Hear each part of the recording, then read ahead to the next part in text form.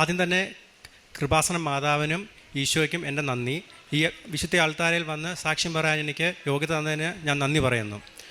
ഞാൻ ജനുവരി 9, 2024 ഞാൻ ഉടമ്പടി എടുത്തത്. എൻ്റെ പേര് ഷിബിൻ ആൻ്റണി. ഞാൻ വരുന്നത് കോട്ടയം ജില്ലയിൽ മണിമല എന്ന് പറയുന്ന സ്ഥലത്ത് നിന്നാണ്. ഞാനിപ്പോൾ പഞ്ചാബിൽ നിന്ന് ഡയറക്റ്റ് വരികയാണ്. ഞാനിപ്പോൾ 14 വർഷമായിട്ട് ഇന്ത്യൻ ആർമിയിൽ സർവീസ് ചെയ്തുകൊണ്ടിരിക്കുന്ന ഒരു വ്യക്തിയാണ്. ആദ്യം തന്നെ ഞാൻ കൃപാസനത്തിൽ വരാനുള്ള സാഹചര്യം എന്ന് വെച്ച് കഴിഞ്ഞാൽ മെയിനായിട്ടും 2 കാരണങ്ങളായിരുന്നു. എൻ്റെ വീടിൻ്റെ ആധാരം 2011 സഹകരണ ബാങ്കിൽ ആയിരുന്നു ഒരു പ്രോപ്പർട്ടി വെച്ചിരിക്കുകയായിരുന്നു. അതോടൊപ്പം തന്നെ എൻ്റെ വീട്ടിലേക്ക് 40 വർഷമായിട്ട് നടപ്പ് വഴികൾ പോലും ഇല്ലായിരുന്നു. ആ 2 കാരണങ്ങളായിരുന്നു ഞാൻ മെയിനായിട്ടും ഇവിടെ ഞാൻ വെച്ചിരുന്നത്. 2023 എൻ്റെ മമ്മിക്ക് 2 സർജറികൾ ചെയ്യേണ്ടി വന്നു. 1 ബൈപ്പാസ് സർജറിയും 3 ആൻജിയോപ്ലാസ്റ്റി സർജറിയും വന്നതിൻ്റെ കാരണമായി ഞങ്ങൾക്ക് വലിയൊരു തുക ഞങ്ങൾക്ക് ഹോസ്പിറ്റൽ കേസുകൾക്കായി ഉപയോഗിക്കേണ്ടതായി വന്നു. ആ ഒരു കാരണവശാൽ ഞങ്ങൾ 2011 എടുത്തിരുന്ന ഒരു ബാങ്ക് ലോണ് ഞങ്ങൾ എല്ലാ വർഷവും പുതുക്കിക്കൊണ്ടിരിക്കുന്നതായിരുന്നു. കൊറോണ സമയത്ത് ഞങ്ങൾക്ക് അത് പുതുക്കാൻ പറ്റാതെ വരികയും അതോടൊപ്പം തന്നെ ഈ ഒരു മമ്മിയുടെ ഒരു സർജറിയുടെ കാരണം മൂലം ഞങ്ങൾക്ക് വലിയൊരു കടബാധ്യതയിലേക്ക് പോകാൻ കാരണമായി. ഏകദേശം 26 ലക്ഷം രൂപ അടുത്ത് ഞങ്ങൾക്ക് കടബാധ്യത വന്നത്. അതോടൊപ്പം തന്നെ ഞാൻ ഈ 26 ലക്ഷം രൂപ നികത്താനായി പല വഴിയും നോക്കിയെങ്കിലും ഒരു വിധത്തിലും എനിക്കത് സാധിച്ചില്ല. ലാസ്റ്റ് ഞാൻ കേരളത്തിലെ 14 ജില്ലകളിലുള്ള ബ്രോക്കർമാരെ ഞാൻ കോൺടാക്റ്റ് ചെയ്യുകയും ഒരു ബ്രോക്കർ പോലും സ്ഥലം നോക്കാനോ വഴിയില്ലാത്തതിൻ്റെ കാരണമായി എടുക്കാനോ നടന്നില്ല. പിന്നീട് ഞാൻ പഞ്ചാബിൽ നിൽക്കെ ഒരു സമയത്ത് പെട്ടെന്ന് ഒരു ഇടുക്കിക്കാരൻ്റെ ചേട്ടൻ്റെ 27 ലക്ഷം രൂപ കടബാധ്യത നീങ്ങിയ ഒരു സാക്ഷ്യം എനിക്ക് കാണാനിടയായി. ആ സാക്ഷ്യം കണ്ടതോടുകൂടി തന്നെ എനിക്ക് എങ്ങനെയെങ്കിലും കൃപാസനത്തിൽ വരണമെന്നൊരു തോന്നുകയും ഞാൻ ജനുവരി മാസം 9 കൃപാസനത്തിൽ വരികയും ഉടമ്പടി എടുക്കുകയും ചെയ്തു. ഉടമ്പടി എടുത്ത് ഏകദേശം 10 ദിവസം കഴിഞ്ഞു. ഞാൻ രാവിലെയും വൈകിട്ടും കറക്റ്റായി പ്രാർത്ഥനകൾ ചെയ്യുകയും പേപ്പറുകൾ എല്ലാവർക്കും വീട്ടുകളിൽ കൊണ്ടുചെന്ന് ഞാൻ കൊടുക്കുകയും ചെയ്യുമായിരുന്നു. 10ാമത്തെ ദിവസം രാവിലെ പ്രത്യക്ഷീകരണ പ്രാർത്ഥന ചൊല്ലിക്കൊണ്ടിരിക്കുന്ന സമയത്ത് എനിക്ക് പെട്ടെന്ന് മനസ്സിലൊരു തോന്നൽ തോന്നി. നിന്നൊക്കെ വീട്ടിലോട്ട് എതിലെയാണ് വഴി വേണ്ടത്, ആ വഴിയിൽ വിശ്വാസ പ്രമാണം ചൊല്ലിക്കൊണ്ട് നീ ഉപ്പ് വിതറുക. ഞാൻ രാവിലെ ഒരു 7-7:30 ആയപ്പോഴത്തേക്കും എനിക്ക് എവിടെയാണോ വഴി ആവശ്യമുള്ളത് അവിടെ ഞാൻ ഉപ്പ് വിതറുകയും അതോടൊപ്പം തന്നെ ഞാൻ ആ വ്യക്തിയുടെ വീട്ടിൽ എനിക്ക് തോന്നുന്നു ഞങ്ങൾ എന്നൊക്കെ ലീവിന് വന്നിട്ടുണ്ടോ അന്നെല്ലാം പോയി ഞങ്ങൾ വഴി ചോദിക്കുമ്പോഴെല്ലാം പറയുന്നത് ഈ ഒരു വഴിക്ക് വേണ്ടി നിങ്ങൾ എൻ്റെ വീട്ടിൽ കയറരുത് എന്നാണ് അദ്ദേഹം പറഞ്ഞുകൊണ്ടിരുന്നത്. ഞാൻ ഒരു സാക്ഷ്യത്തിൽ കേട്ടാണ് അമ്മയുടെ കാശുരൂപം കയ്യിൽ പിടിച്ചാൽ അത് ആയുധവും കഴുത്തിലിട്ടാൽ അത് ആഭരണവും എന്ന്. ആ ഒരു സാക്ഷ്യം എന്നെ ഒരുപാട് സ്പർശിച്ചു. ഞാൻ അമ്മയുടെ ഉടമ്പടി കാശുരൂപം എൻ്റെ കൈകളിൽ ഏന്തി ഞാൻ ആ വീട്ടിൽ ചെന്ന് അദ്ദേഹത്തിനോട് ചോദിച്ചു, എനിക്കൊരു വഴി വേണം. അപ്പോൾ അദ്ദേഹം എന്നോട് പറഞ്ഞത്, ഞാൻ നിനക്ക് വഴി തരാം, എന്തിനാണ് നമ്മൾ തമ്മിൽ വൈരാഗ്യം എന്ന്. അപ്പോൾ അദ്ദേഹം പറഞ്ഞ വഴി എന്ന് വെച്ച് കഴിഞ്ഞാൽ എൻ്റെ തോടിൻ്റെ സൈഡിൽ കൂടെ വഴി തരാം എന്നാണ് പറഞ്ഞത്. അപ്പോൾ ആ തോടിൻ്റെ സൈഡിൽ കൂടെ വഴി തന്നു കഴിഞ്ഞാൽ ഞാൻ ആ തോട് കെട്ടുന്നതിന് എനിക്ക് തോന്നുന്നു കുറഞ്ഞത് 6 ലക്ഷത്തി മേളിലായിട്ട് എനിക്കൊരു എമൗണ്ട് ആവും. അതുകൂടാതെ വഴിയുടെ എമൗണ്ട് അവർ പറഞ്ഞത് 20 ലക്ഷം രൂപയാണ്. അപ്പോൾ 20 ലക്ഷം രൂപയും ഈ 6 ലക്ഷം രൂപയുടെ കൂടുമ്പോൾ 26 ലക്ഷം രൂപ ഞാൻ ഈ ഒരു വഴിക്ക് വേണ്ടി തന്നെ മുടക്കേണ്ടി വരും. അങ്ങനെ ഇരിക്കെ ഇദ്ദേഹം എന്നോട് പറഞ്ഞു, നിന്നെ ഞാൻ ആ തോടിൻ്റെ അതിലുള്ള വഴി കാണിച്ചു തരാമെന്ന് പറഞ്ഞ് എന്നെയും കൂട്ടിക്കൊണ്ട് ആ തോടിൻ്റെ സൈഡിലേക്ക് വന്നിട്ട് അദ്ദേഹം അവിടെ നിന്നില്ല. അദ്ദേഹം പിന്നെ മുന്നോട്ട് പോയി. ഞാൻ പറഞ്ഞു, തോടിൻ്റെ ഇതിലെയാണല്ലോ നിങ്ങൾ തരാമെന്ന് പറഞ്ഞ്.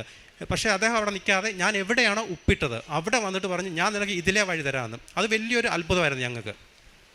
അതിനുശേഷം ഈ വഴി ഞങ്ങൾ ഉടനെ തന്നെ 2 ലക്ഷം രൂപ കൊടുത്ത് ഞങ്ങൾ എഗ്രിമെൻറ്റ് രജിസ്റ്റർ ചെയ്തില്ല, എഗ്രിമെൻറ്റ് ചെയ്തു. വഴി 40 വർഷമായിട്ട് ഞങ്ങൾക്ക് വഴിയില്ലായിരുന്നു. ഈ വഴിക്ക് വേണ്ടി 40 വർഷത്തിൽ ഞങ്ങൾ പലപ്പോഴായിട്ടും ഇദ്ദേഹത്തിൻ്റെയും പലരുടെയും വീട്ടിൽ ഞങ്ങൾ പോയി ചോദിച്ചിട്ടുണ്ട്. അപ്പോഴൊന്നും ആരും ഞങ്ങൾക്ക് തന്നിട്ടില്ല വഴി. ഉടമ്പടി എടുത്ത് ഫസ്റ്റ് ഉടമ്പടിയിൽ 10ാമത്തെ ദിവസമാണ് എനിക്കിത് സംഭവിക്കുന്നത്. എനിക്ക് തോന്നുന്നു മാതാവ് എന്നെ ആ ഉടമ്പടിയിൽ ഉറപ്പിച്ച് നിർത്താൻ വേണ്ടിയാണ് ഈ ആദ്യത്തെ ഇതെനിക്ക് തന്നത്. അതിനുശേഷം ഞാൻ ഈ വഴിയുടെ എഗ്രിമെൻറ്റ് റെഡി ആയി കഴിഞ്ഞപ്പോൾ ഞാൻ ഓർത്തു, ഓക്കെ, ഇനി ആൾക്കാർ വരും എൻ്റെ സ്ഥലം മേടിക്കാൻ. ഞാൻ വീണ്ടും ട്രൈ ചെയ്ത് കഴിഞ്ഞപ്പോഴത്തേക്കും വീണ്ടും ആൾക്കാർ പറഞ്ഞു, ഇദ്ദേഹത്തിൻ്റെ സ്വഭാവം ആയതുകൊണ്ട് ഇനി ഈ വഴി നിങ്ങൾക്ക് കിട്ടുമോ ഇല്ലയോ എന്ന് അറിയത്തില്ല, ഇനിയിപ്പോൾ നിങ്ങളുടെ മൂഡ് ചേഞ്ച് ആവുമോ ഇല്ലയോ എന്നൊന്നും അറിയത്തില്ല, അതുകൊണ്ട് ഞങ്ങൾക്കിതിൽ വിശ്വാസമില്ല എന്നാണ് പറഞ്ഞത്. അങ്ങനെ ഇരിക്കെ ഞാൻ 3 മാസം കഴിഞ്ഞു. ടോട്ടൽ 8 മാസത്തെ എഗ്രിമെൻറ്റാണ് വെച്ചിരിക്കുന്നത്. 14 ലക്ഷം രൂപയ്ക്ക് വഴിയുടെ എഗ്രിമെൻറ്റ് ഉറപ്പാക്കി. അതിൽ 2 ലക്ഷം രൂപ അഡ്വാൻസ് കൊടുത്തു. ഇനി ബാക്കിയുള്ളത് നമുക്ക് 12 ലക്ഷം രൂപയാണ് കൊടുക്കാനുള്ളത്. അപ്പോൾ ഈ 12 ലക്ഷം രൂപ ഞാൻ ഓർക്കുന്നത് നമ്മുടെ സ്ഥലം വിറ്റതിന് ശേഷം അതിൽ നിന്ന് കിട്ടുന്ന ഒരു എമൗണ്ട് ഈ വഴിക്കും കൊടുത്ത് ഈ സ്ഥലം നമുക്ക് ആൾക്കാർക്ക് രജിസ്റ്റർ ചെയ്ത് കൊടുക്കാമെന്നാണ് ഞാൻ ഉദ്ദേശിച്ചുകൊണ്ടിരുന്നത്. ഒരു 3 മാസം കഴിഞ്ഞു, 4 മാസം കഴിഞ്ഞു, 5 മാസം കഴിഞ്ഞു. ഒന്നും തന്നെ സംഭവിക്കുന്നില്ല. അങ്ങനെ ഇരിക്കെ ഞാൻ എൻ്റെ മൂന്നാമത്തെ ഉടമ്പടി പുതുക്കാനായിട്ട് ഞാൻ ഇവിടെ വന്നു. ഇവിടെ വരികയും ഞാൻ അച്ഛനെ കാണാനിടയാകുകയും ചെയ്തു. അച്ഛനെ കാണാൻ വേണ്ടി ഞാൻ ഇവിടെ വന്നതെന്ന് വെച്ചാൽ 11:30 ആയപ്പോൾ ഞാൻ അവിടെ മാനേജറുടെ റൂമിന് ഫ്രണ്ടിൽ വന്ന് നിൽക്കുകയായിരുന്നു. ഫ്രണ്ടിൽ നിന്ന് കഴിഞ്ഞപ്പോഴത്തേക്കും എല്ലാവരുടെയും മുന്നിൽ നിന്ന് ഞാൻ 2:30 ആയപ്പോൾ ടോക്കൻ്റെ സമയമായപ്പോൾ എന്നോട് പറഞ്ഞു, മോനെ നീ ഇത് പുതുക്കിയിട്ടില്ല, നീ പുതുക്കിയിട്ട് വാ, നിനക്ക് ഞാൻ പെട്ടെന്ന് ടോക്കൺ തരാമെന്ന് പറഞ്ഞു. ഞാൻ വീണ്ടും ഓടിപ്പോയി പുതുക്കി തിരിച്ച് വന്നപ്പോൾ ഇവിടുത്തെ എല്ലാം ക്ലോസ് ചെയ്തിരിക്കുകയാണ്. എന്നോട് പറഞ്ഞ് ടോക്കൻ്റെ സമയം കഴിഞ്ഞു. അങ്ങനെ ഞാൻ ഓർക്കി ഇനി നടപടിയുള്ള കേസല്ല എന്നോർത്തുകൊണ്ട് ഞാൻ കാശ് രൂപം മേടിക്കാൻ വേണ്ടി അവിടെ കൗണ്ടറിൽ ചെന്നപ്പോൾ ഒരു പയ്യൻ എൻ്റെ അടുത്ത് വന്നിട്ട് പറഞ്ഞു, ചേട്ടൻ ടോക്കൺ കിട്ടിയോ, അച്ഛനെ കാണാനുള്ളത്. ഞാൻ പറഞ്ഞു, മോനെ എനിക്ക് കിട്ടിയില്ല. അപ്പോൾ ആ പയ്യൻ എന്നോട് പറഞ്ഞു, ചേട്ടാ അവിടെ ഒരു റൂമിൽ ഒരു ചേട്ടൻ ഇരുമ്പോൾ ചേട്ടനോടൊന്ന് പോയി ചോദിക്കാൻ പറഞ്ഞു. ഞാൻ ഓർക്കും അത് മാതാവാണ്. ഞാൻ നേരെ ആ റൂമിൽ ചെന്ന് ചോദിച്ചു. അപ്പോൾ എനിക്ക് മുന്നേ ഒരുപാട് ചേച്ചിമാർ അവിടെ നിന്ന് ഒരുപാട് പ്രശ്നങ്ങൾ പറയുന്നുണ്ട്. ഞാൻ ചെന്ന് പറഞ്ഞ ഉടനെ അദ്ദേഹം എനിക്ക് ടോക്കൺ എഴുതി തരികയും ഞാൻ അച്ഛനെ വന്ന് കാണുകയും ചെയ്തു. അച്ഛനെ കണ്ട ഉടനെ അച്ഛനോട് ഞാൻ കാര്യങ്ങൾ പറഞ്ഞു. അച്ഛൻ എനിക്ക് എൻ്റെ കവളത്ത് തട്ടിയിട്ട് പറഞ്ഞു, എടാ 6 എന്ന് പറയുന്ന ഒരു ഇത് കാണുമെന്ന് പറഞ്ഞു. അപ്പോൾ എനിക്ക് അച്ഛനോട് ചോദിക്കാനൊരു പേടി, 6 എന്ന് പറഞ്ഞ നമ്പറാണോ 6 എന്ന് പറഞ്ഞ ഡേറ്റ് ആണോ എങ്ങനെയാണെന്നുള്ളത് എനിക്ക് പേടിയായിപ്പോയി. അപ്പോൾ അച്ഛൻ എന്നോട് പറഞ്ഞു, നീ ധൈര്യമായിട്ട് പൊക്കോളാൻ പറഞ്ഞു. ഞാൻ വീട്ടിൽ ചെന്നു. അതിന് ഇനി 8 മാസം ഉള്ളതിനകത്ത് ഇനി 3 മാസം കൂടിയേ ഉള്ളൂ ബാക്കി എഗ്രിമെൻറ്റ് ക്ലിയർ ചെയ്യാൻ വേണ്ടി. ഓരോ 6-ാം തീയതി, 16-ാം തീയതി, 26-ാം തീയതി ഞാനിങ്ങനെ പ്രതീക്ഷിച്ചുകൊണ്ടിരുന്നു. ഒരിക്കൽ ഈ 6-ാം തീയതി, 16-ാം തീയതി, 26-ാം തീയതികളൊന്നും നടന്നില്ല. ലാസ്റ്റ് എൻ്റെ 8-ാം മാസം 6-ാം തീയതി ഒരു വ്യക്തി എൻ്റെ വീടിൻ്റെ ഏറ്റവും മുകളിലത്തെ സ്ഥലം എഗ്രിമെൻറ്റ് ചെയ്യുകയും ഉടനെ തന്നെ അദ്ദേഹം എനിക്ക് നല്ലൊരു എമൗണ്ട് തരികയും ചെയ്തു. ആ വ്യക്തി 6-ാം തീയതിയാണ് വന്ന്, ആ വ്യക്തിയുടെ പേരിൻ്റെ ആദ്യത്തെ ലെറ്റർ 6 ആണ്. അങ്ങനെ എനിക്ക് ആ സ്ഥലം മേടിക്കാൻ സാധിക്കുകയും ചെയ്തു. അതോടൊപ്പം തന്നെ ഞാൻ 3 പ്ലോട്ടാക്കി ഇട്ടിട്ടുണ്ടായിരുന്നു. അപ്പോൾ ഈ 3 പ്ലോട്ടുകളും ഉടനെ തന്നെ എനിക്ക് വിൽക്കാൻ പറ്റുകയും അതിൻ്റെ എഗ്രിമെൻറ്റ് എമൗണ്ട് എനിക്ക് നൽകി. എഗ്രിമെൻറ്റ് എമൗണ്ട് വളരെ കുറവാണ്. അങ്ങനെ ഇരിക്കെ 2025 ജനുവരി ആയപ്പോഴത്തേക്കും എനിക്ക് ബാങ്കിൽ നിന്ന് ഒരു കോൾ വന്നു. പറഞ്ഞു, അദാലത്തുണ്ട്, നിങ്ങൾ പെട്ടെന്ന് വരണം, ഇതിൽ വരികയാണെങ്കിൽ നിങ്ങൾക്ക് കുറച്ച് എമൗണ്ട് കുറച്ച് കിട്ടുമെന്ന് പറഞ്ഞു. ഞാൻ അദാലത്തിന് വേണ്ടി പപ്പായെ വിട്ടു. ഞാൻ അപ്പോൾ പഞ്ചാബിലായിരുന്നു. അപ്പോൾ പപ്പായെ വിട്ടപ്പോൾ ഞാൻ പപ്പായോട് പറഞ്ഞു, പപ്പ നമ്മുടെ കൃപാസനത്തിലെ വെഞ്ചരിച്ച ഉപ്പ് എടുത്തുകൊണ്ട് പോകണം, എന്നിട്ട് അവിടെ ആരുമില്ലാത്ത സ്ഥലത്ത് പപ്പ വിശ്വാസ പ്രമാണം ചൊല്ലി അവിടെ ഉപ്പിടണം. പപ്പായ്ക്ക് ഒരു നല്ലൊരു എമൗണ്ട്, പപ്പ പ്രതീക്ഷിക്കാത്ത ഒരു എമൗണ്ട് അവിടെ നിന്ന് കുറച്ച് തരുമെന്ന് പറഞ്ഞു. പപ്പ അതുപോലെ ചെയ്യുകയും ഏകദേശം 26 ലക്ഷം രൂപ ഉള്ളത് 21 ലക്ഷം രൂപ ആയിട്ട് കുറച്ച് ഞങ്ങൾക്ക് തരികയും ചെയ്തു. 21 ലക്ഷം രൂപ അടയ്ക്കണം 2 ആഴ്ചയ്ക്കുള്ളിൽ. എൻ്റെ സ്ഥലത്തിൻ്റെ എഗ്രിമെൻറ്റിൻ്റെ ഡേറ്റ് കിടക്കുന്ന 6 മാസമാണ്. ഞാൻ എങ്ങനെ അടയ്ക്കുമെന്ന് എനിക്കറിയത്തില്ല. 2 ആഴ്ചയ്ക്കുള്ളിൽ അത് അടച്ചില്ലെങ്കിൽ വീണ്ടും ഇത് 26-30 പോവുകയും ചെയ്യും മേളിലോട്ട്. അങ്ങനെ ഇരിക്കെ ഞാൻ വീണ്ടും ശക്തമായി പ്രാർത്ഥിക്കുകയും 2 നേരം ഞാൻ രാവിലെ 6 തൊട്ട് വൈകുന്നേരം വരെ വെള്ളം കുടിക്കാതെ ഞാൻ വ്രതം എടുക്കുകയും ചെയ്തു. അതിൻ്റെ ഭാഗമായിട്ട് എനിക്ക് ദേവൻ തമ്പുരാൻ ഒരു വ്യക്തിയുടെ പേര് എൻ്റെ മനസ്സിൽ തോന്നിപ്പിക്കുകയും ആ വ്യക്തിയോട് ഞാൻ ചോദിച്ചതും ആ ചോദിച്ച എമൗണ്ട് ഫുള്ള് 21 ലക്ഷം രൂപ എനിക്ക് ഒരു എഗ്രിമെൻറ്റ് പോലും ഇല്ലാതെ തരികയും ആ പൈസ ഞാൻ ഉടനെ തന്നെ ബാങ്കിൽ അടച്ച് എനിക്ക് എൻ്റെ ആധാരം റിലീസ് ചെയ്യാനും പറ്റി. അതോടൊപ്പം തന്നെ എൻ്റെ സ്ഥലം വിറ്റ് ആ എമൗണ്ട് അവർക്ക് അവർ പറയുന്നതിനെക്കാട്ടും ഒരാഴ്ച മുന്നേ എനിക്ക് തിരിച്ചു കൊടുക്കാനും പറ്റി. ഇതാണ് എനിക്ക് തന്ന ഏറ്റവും വലിയ സാക്ഷ്യം. അതോടൊപ്പം തന്നെ ഞാൻ പഞ്ചാബിലിരിക്കുമ്പോൾ ഞാൻ 1 മാസത്തിലേറെ ഞാൻ ഒരു വ്യക്തിയെ പഞ്ചാബിൽ മൊത്തം തപ്പി നടന്ന് എനിക്ക് അവിടെ വഴിയരികെ ഇരിക്കുന്ന ഒരു വ്യക്തിയെ കിട്ടുകയും ആ വ്യക്തിക്ക് 3 നേരം ഭക്ഷണം ഞാൻ കൊണ്ട് കൊടുക്കുകയും അതുപോലെ തന്നെ പത്രങ്ങൾ ഞാൻ എല്ലാ വീടുകളിലും എനിക്ക് കിട്ടിയ അനുഗ്രഹം പറഞ്ഞ് ഞാൻ എല്ലാവർക്കും കൊടുക്കുകയും ചെയ്തു. അതോടൊപ്പം തന്നെ ഞാൻ ഡെയിലി എനിക്ക് കുർബാന കാണാനുള്ള ഒരു അവസരം കിട്ടുകയില്ല അവിടെ. അതുകൊണ്ട് ഞാൻ ഓൺലൈനായിട്ടാണ് കുർബാന കാണുന്നത്. ഓൺലൈനായിട്ട് കുർബാന കാണുന്നത് ഇവിടെ അക്സെപ്റ്റബിൾ അല്ല. പക്ഷേ എൻ്റെ സാഹചര്യം അങ്ങനെയാണ്. എനിക്ക് കുമ്പസാരിക്കാനാണെങ്കിലും ഞാൻ നാട്ടിൽ വരുമ്പോൾ 3 മാസത്തിലൊരിക്കൽ നാട്ടിൽ വരുമ്പം ഞാൻ എല്ലാ ആഴ്ചയിലും കുമ്പസാരിക്കാൻ ഞാൻ പോകുന്നുണ്ട്. ഇതാണ് എനിക്ക് ദൈവം തന്ന ഏറ്റവും വലിയ അനുഗ്രഹം. ജെറമിയ 32-ാം അധ്യായം 40-ാം തിരുവചനം, ഞാൻ അവരുമായി ശാശ്വതമായ ഒരു ഉടമ്പടി ഉണ്ടാക്കും, അവർക്ക് നന്മ ചെയ്യുന്നതിൽ നിന്ന് ഞാൻ പിന്തിരിയുകയില്ല, അവർ എന്നിൽ നിന്ന് പിന്തിരിയാതിരിക്കാൻ എന്നോടുള്ള ഭക്തി ഞാൻ അവരുടെ ഹൃദയത്തിൽ നിക്ഷേപിക്കും. ഷിബിൻ ആൻ്റണി എന്ന ഈ സഹോദരൻ തൻ്റെ ഉടമ്പടി ജീവിതത്തിൽ ലഭിച്ച പരിശുദ്ധ കൃപാസന മാതാവിൻ്റെ പ്രത്യക്ഷീകരണത്തിൻ്റെ അടയാളമായ സാക്ഷ്യങ്ങളാണ് നമ്മളോട് പങ്കുവച്ചത്. സഹോദരൻ ആദ്യം പങ്കുവച്ചത് തൻ്റെ ഭവനത്തിലേക്ക്, തൻ്റെ ആ ഒരു സ്ഥലത്തേക്ക് വേണ്ടി ഒരു വഴി ലഭിക്കുന്നതിന് 40 വർഷമായി കുടുംബം പരിശ്രമിക്കുന്നു. നിരന്തരമായി ആ സ്ഥലത്തിൻ്റെ ഉടമസ്ഥരോട് ചോദിക്കുന്നു. അവരത് എപ്പോഴും തിരസ്കരിച്ച് അത് ചോദിച്ചു വരേണ്ട എന്ന് നിരുത്സാഹപ്പെടുത്തി വിടുകയും ചെയ്യുന്നു. ആ ഒരു അവസരത്തിലാണ് ഇവിടെ വന്ന മകൻ ഉടമ്പടി എടുക്കുന്നത്. ഉടമ്പടി എടുത്ത് ഉടമ്പടി ക്ലാസ്സുകളിൽ കേട്ടതും സാക്ഷ്യങ്ങളിൽ മനസ്സിലാക്കിയതുമനുസരിച്ച് ഉടമ്പടി ഉപ്പ് ആ സ്ഥലത്തേക്ക് കയറുവാൻ ഏറ്റവും ഉചിതമായ ഇടത്ത് അവിടെ ഇട്ട് വിശ്വാസ പ്രമാണം ചൊല്ലി പൂർണ്ണമായും അമ്മയ്ക്കത് ഉടമപ്പെടുത്തിക്കൊണ്ട് ഈ അടഞ്ഞു കിടക്കുന്ന വഴി തുറന്ന് ലഭിച്ച് എല്ലാ തടസ്സങ്ങളും മാറുന്നതിന് വേണ്ടിയാണ് പ്രാർത്ഥിക്കുന്നത്. അത് ഉടമ്പടിയുടെ ഒരു പ്രത്യേകതയാണ്. ഉടമ്പടിയുടെ നേർച്ച വസ്തുക്കൾ ആര് പൂർണ്ണമായ വിശ്വാസത്തോടെ പ്രയോഗിക്കുന്നുവോ ആ ജീവിത വിഷയം എത്ര ഗൗരവമുള്ളതായിക്കൊള്ളട്ടെ, എത്ര നാൾ പഴകിയതായിക്കൊള്ളട്ടെ, ഇനി ഒരിക്കലും നമുക്ക് ലഭിക്കില്ലെന്ന് നമ്മൾ തന്നെ ഉറപ്പിച്ച് വിശ്വസിച്ച വിഷയമായിക്കൊള്ളട്ടെ, അമ്മയുടെ കരങ്ങളിൽ ഏൽപ്പിച്ച് പ്രത്യക്ഷീകരണത്തിന് സാക്ഷിയാകുന്നതിന് ദൈവകൃപയാൽ ഇതെനിക്ക് അനുവദിച്ച് കിട്ടുമെന്ന ബോധ്യത്തോടെ ഉറപ്പോടുകൂടി നാം പ്രാർത്ഥിച്ചാൽ അത് നമുക്ക് അനുഗ്രഹമായി മാറും. സഹോദരൻ പറയുന്നുണ്ട്, എങ്ങനെയാണിത് അമ്മയുടെ ഇടപെടലിലൂടെ ലഭിച്ചുവെന്ന് ഈ സാക്ഷ്യത്തിൽ നിന്ന് നമുക്ക് തെളിയിക്കാൻ പറ്റുക. സഹോദരൻ പറയുന്നുണ്ട്, ചെന്ന് വഴി ചോദിക്കുമ്പോൾ തോട്ടറമ്പിലൂടെയുള്ള വഴി തരാമെന്ന് പറയുന്നു. അതെങ്കിൽ അത് ആ പ്രദേശത്തേക്ക് കയറുവാനുള്ള കാര്യമാവട്ടെ എന്ന് കരുതിയാണ് അതിനോട് എഗ്രിമെൻ്റ് ചെയ്യുന്നത്, അതിനോട് യെസ് പറയുന്നത്. അതിനോടൊപ്പമുള്ള ഭാരം പറയുന്നുണ്ട്, 20 ലക്ഷത്തോളം രൂപ വഴിക്ക് കൊടുക്കണം, ഒരു 6 ലക്ഷത്തോളം രൂപ ആ വഴി ശരിയാക്കിയെടുക്കുവാൻ തോടറമ്പിൽ കല്ല് കെട്ടുവാൻ മുടക്കണം. ഒരു 26 ലക്ഷം രൂപയുടെ ചെലവ് ഈ വിഷയത്തിലുണ്ടാകുമെന്ന് അറിയുകയും ചെയ്യാം. ആ സഹോദരൻ വഴി കാണിക്കുവാനായി എവിടെയാണോ പറഞ്ഞത് അവിടേക്കാണ് കൊണ്ടുവരുന്നത്. അത് മനസ്സുകൊണ്ട് അക്സെപ്റ്റ് ചെയ്ത വിഷയമായതുകൊണ്ട് സഹോദരന് പ്രത്യേകിച്ചൊന്നും അതിൽ തോന്നുന്നില്ല. തൊട്ടറമ്പിൽ വരുന്നു, അവിടെ വഴി കാണിച്ചു കൊടുക്കുന്നു, പിന്നീട് അവിടുന്ന് മുന്നോട്ടാണ് നീങ്ങുകയാണ്. ഈ നീക്കൽ ഇത് മാതാവിൻ്റെ ഇടപെടലാണ്. ഇങ്ങനെ ഒരാളെ കല്ലുപോലിരിക്കുന്ന ഒരാളെ ഒരു കരിയില പോലെ നീക്കുക, അത് മാതാവിൻ്റെ ശക്തമായ ഇടപെടലാണ്. അതാണ് എന്നിട്ട് ഈ നീങ്ങിപ്പോകുന്ന വ്യക്തി ചെന്ന് നിൽക്കുന്നത് എവിടെയാണോ ഉടമ്പടി ഉപ്പിട്ട് പ്രാർത്ഥിച്ചത് അവിടെ മാത്രമാണ്. അതാണ് ഉടമ്പടിയിലൂടെ ലഭിച്ചു എന്നതിന് നമുക്കുള്ള തെളിവ്. കാരണം ഉടമ്പടിയിട്ട് പ്രാർത്ഥിച്ചവിടെ ചെന്ന് വ്യക്തി നിൽക്കുകയും ഇവിടുന്നുള്ള വഴി ശരിയാക്കി തോട്ടറമ്പല്ലാതെ ഇവിടുന്നുള്ള വഴി ശരിയാക്കി തരാമെന്ന് സഹോദരനോട് പറയുകയും ചെയ്യുന്നു. അത് ഒരു മനസ്സിനെ എത്ര കണ്ട് മാറ്റുന്നു. ഒരു നിയോഗത്തെ എങ്ങനെയാണോ നമ്മൾ ആഗ്രഹിച്ച് മറ്റൊരാൾക്ക് ഉപദ്രവമില്ലാതെ പ്രാർത്ഥിക്കുന്നത്, ആ നിയോഗത്തെ അതുപോലെ അമ്മ മാതാവ് ആദരിക്കുകയും അംഗീകരിക്കുകയും ഈശോയ്ക്ക് സമർപ്പിക്കുകയും ചെയ്യുന്നു. ഈശോ നമുക്കത് അനുവദിച്ചു തരുന്നു.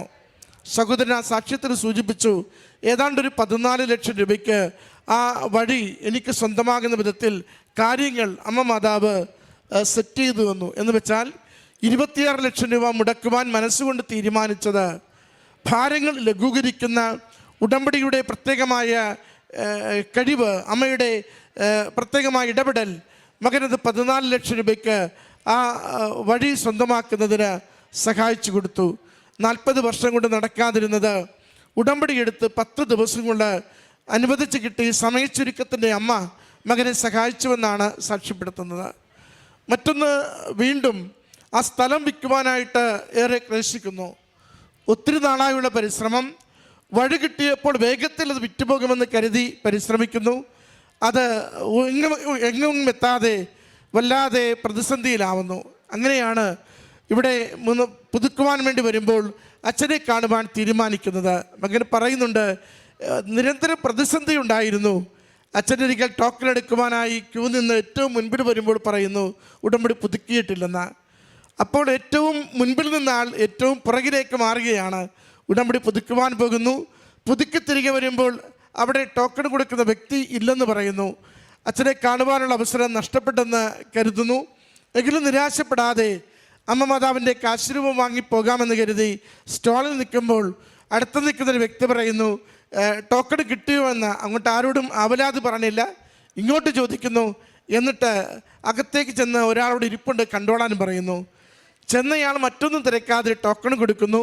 അച്ഛൻ്റെ ഇക്കൽ വരുമ്പോൾ അച്ഛൻ പ്രാർത്ഥിച്ചിട്ട് പറയുന്നു 6 എന്ന് കാണിക്കുന്നുണ്ട്.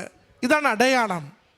നമ്മളെ ഉടമ്പടി പ്രകാരം നമുക്ക് അടയാളങ്ങൾ ലഭിക്കുന്നുവെന്ന് പറയുമ്പോൾ അതിന് വ്യക്തമായ ഉടമ്പടി പ്രകാരമുള്ള ഒരു വിടുതൽ, ഒരു അഴിക്കൽ, ഒരു ആ പ്രശ്നത്തിലേക്കുള്ള ഒരു തുറവി അതിനകത്ത് നിർബന്ധം ഉണ്ടായിരിക്കും. അച്ഛൻ പറയുന്നുണ്ട് 6 എന്ന് കാണിക്കുന്നുണ്ടെന്ന്.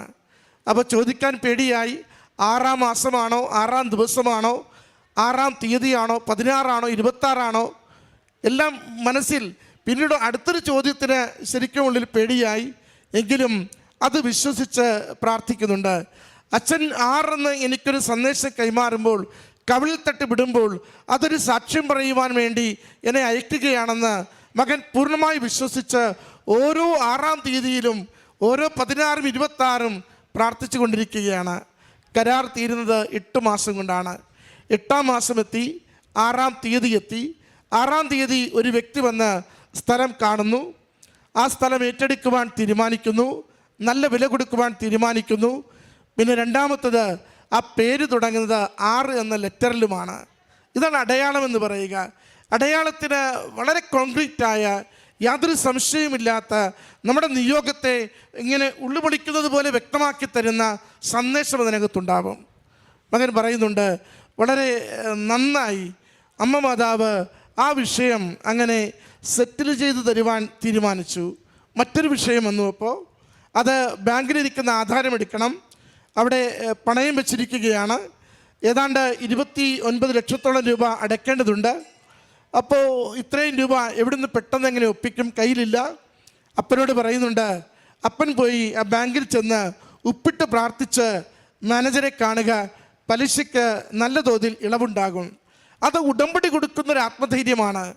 ഞാൻ എൻ്റെ അമ്മ മാതാവിൻ്റെ അരികിൽ ഒരു നിയോഗം സമർപ്പിച്ച് അതുപോലെ നടക്കണമെന്ന് ആഗ്രഹിച്ച് എൻ്റെ അമ്മയുടെ നേർച്ച വസ്തുക്കൾ ആ വിശ്വാസത്തോടെ പ്രയോഗിച്ചാൽ അവിടെയുള്ള വിഷയങ്ങൾ അമ്മ മാതാവ് എന്ത് തന്നെയാണെങ്കിലും പരിഹരിക്കുവാൻ വഴി തുറക്കുമെന്ന്.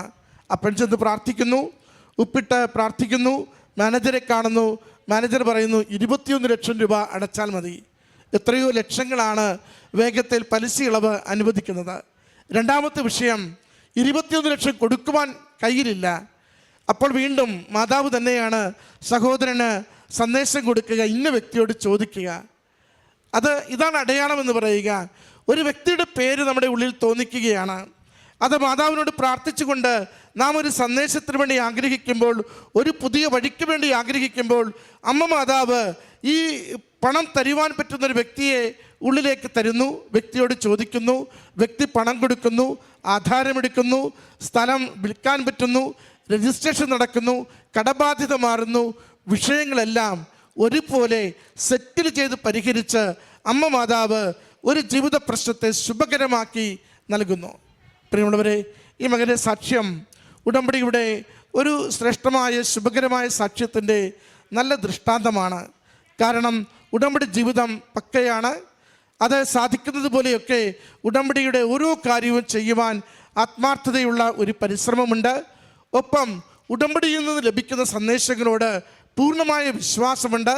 ആ വിശ്വാസത്തോടെയുള്ള ഉടമ്പടി നേർച്ച വസ്തുക്കളുടെ പ്രയോഗവും ഉടമ്പടി സന്ദേശങ്ങൾക്ക് വേണ്ടിയുള്ള കാത്തിരിപ്പും അത് ജീവിത പ്രശ്നങ്ങളെ പരിഹരിച്ചു കൊടുക്കുന്നു.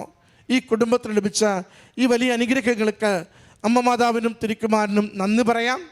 നമ്മുടെ ജീവിത വിഷയങ്ങളെയും അമ്മ ഇടപെട്ട് സമയ ചുരുക്കത്തിൽ ഭാരം കുറച്ച് അസാധ്യമെന്ന് കരുതി ഏറെ നാളായി ക്ലേശിക്കുന്നത് വളരെ നിസ്സാരമായി നമുക്ക് പരിഹരിച്ച് നമ്മുടെ ജീവിതങ്ങളെ സംരക്ഷിക്കുവാൻ, അനുഗ്രഹിക്കുവാൻ അമ്മയോട് പ്രാർത്ഥിക്കാം. ഈശോ നമ്മളെ സഹായിക്കട്ടെ. കരങ്ങളടിച്ച് ഈ സാക്ഷ്യം നമുക്ക് സമർപ്പിക്കാം. അത്യപൂർവ ദൈവാനുഭവങ്ങൾ ഇനി